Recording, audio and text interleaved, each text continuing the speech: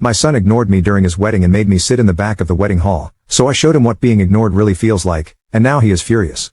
I, 52-year-old male, have 3 sons, 31, 28, and lost youngest 7 years ago to taking his own life when he was 20. I have been divorced since 2002 from their mother, but until 2009 I had them every other weekend. My career required me to move out of state, so we did the video chat thing, and then in the summers, they would come individually for 2 weeks. Every time their mother called saying the boys needed something, I made sure she had the money for it in less than 24 hours. Every school event that I was invited to I would make the 12-hour drive to be there, including high school graduations. When we lost the youngest in 2017, things became very strained between me and the 2 oldest. I made sure to send a text once a week to let them know that I loved them and that I was always a phone call away. Last summer, I lost my father to a long battle with dementia. During the funeral process, I learned that both boys had made the drive down numerous times to see him in the nursing home, yet never so much as let me know they were in town. During the funeral, I was so proud of them because they stood and shook every hand of each person that came to pay their respects. I made sure to tell them that. A couple of months later, the oldest got married. They invited me, my brother, and my mother. We made the 8-hour drive without hesitation. At the wedding ceremony no one acknowledged us. The 3 of us were seated on the bride's side just behind the family section.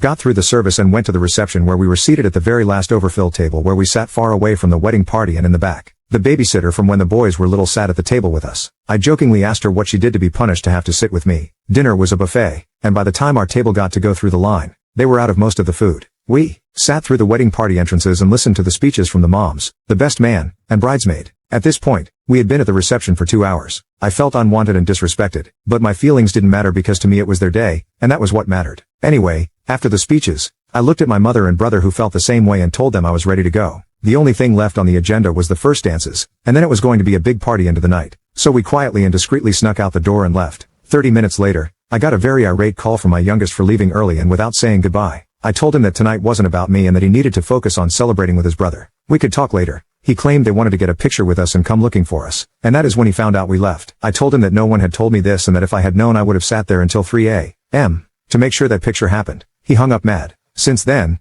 both boys refused to talk to me. It has been 8 months. I still send a text, but they are ignored. So, am I the butthole for leaving early?